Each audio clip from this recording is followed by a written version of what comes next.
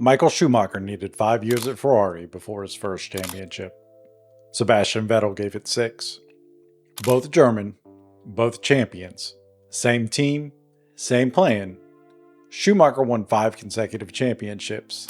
Vettel won none. The difference wasn't talent, it wasn't pace, it was 3 people. Ross Brawn, Rory Byrne, Jean Todt. Vettel knew that. He arrived at Ferrari with his own 3 people, his own version of that blueprint. They were gone before he could win. But Vettel didn't just know the blueprint, he'd grown up watching it. At Fiorano, Ferrari's private test track, Sebastian Vettel once stood on his father's shoulders, watching a Ferrari that hadn't been painted yet, still bare carbon. You could hear the V10 before the car came into sight. He later described it as a childhood dream, the kind you build your entire life around without realizing it. When he signed for Ferrari ahead of the 2015 season, he knew the number.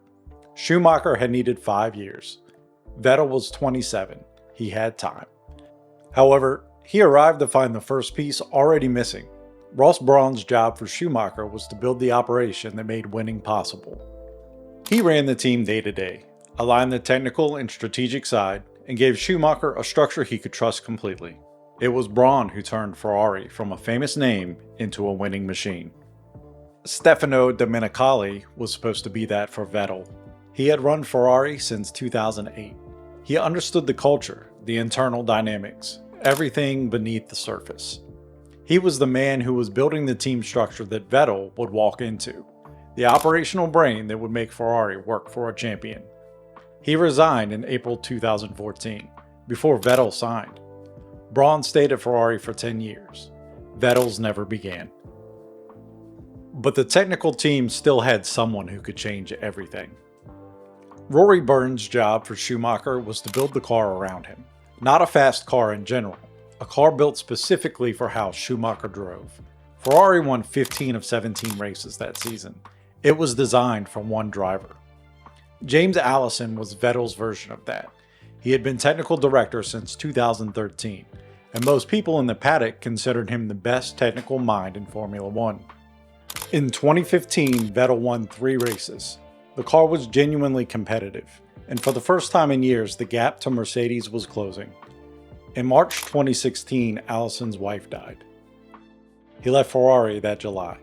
By 2017, he was at Mercedes as technical director.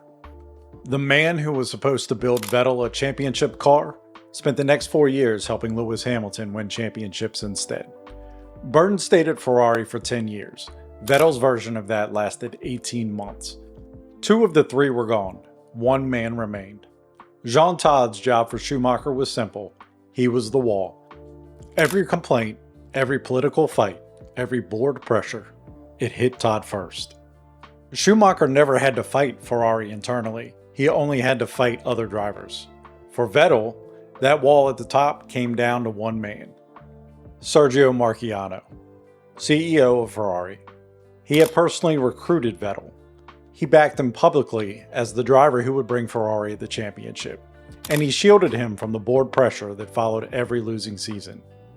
By 2018, Ferrari had their best car in years. Vettel was leading the championship. The blueprint was held together by threads. Then came July 21st. Ferrari announced Marchionne was stepping down due to complications from surgery. The next day was the German Grand Prix at Hockenheim. In 2000, a 12-year-old Vettel had sat in the grandstand there and watched Schumacher's race end at the very first corner. Schumacher still won that championship. 18 years later, Vettel had 9 seconds in hand and 15 laps to go when the rain arrived at turn 12. He locked up and drove into the barrier, handing Hamilton, who had started 14th on the grid, a 25-point swing in one afternoon. 3 days after Hockenheim, on July 25th, Sergio Marchionne died. He was 66 years old. With him went the last layer of protection Vettel had inside Ferrari. What followed was almost inevitable. Charles Leclerc arrived for 2019, 21 years old, and outqualified Vettel in his second race weekend for the team. By mid-season, the direction was becoming clear. Vettel won once that year, Singapore, the last Formula One victory of his career. In 2020, Ferrari did not renew his contract. He was 32 years old and had given them 6 seasons. In his leaving statement, he said, "The truth is, I don't know what the future holds, and I don't want to make predictions. But what I know for certain is that I gave everything I had." He had. And nobody who was actually inside Ferrari during those years disagrees with that. In a December 2020 interview, Vettel reflected on what had gone wrong. The mistake was a little mistake, but a huge outcome and a huge penalty. But there were definitely more things happening.